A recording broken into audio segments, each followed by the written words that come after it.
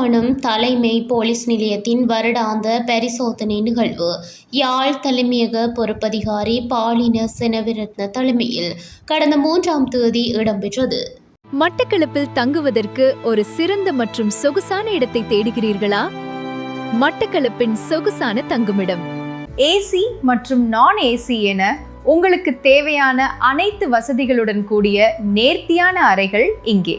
இலக்கம் 534 திருகோணமலை வீதி மட்டக்களப்பு என்ற பிரதான இடத்தில் அமைந்திருப்பதால் போக்குவரத்துக்கு மிகவும் இலகு. இன்றே உங்கள் அறைகளை முன்பதிவு செய்யுங்கள்.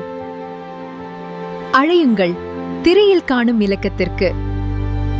இந்த பரிசோதனை நிகழ்வில் வடக்கு மாகாண சிரேஷ்ட போலீஸ் அத்தியட்சகர் ஜெயமகா கலந்து கொண்டு பரிசோதனை நிகழ்வை பார்வையிட்டார்.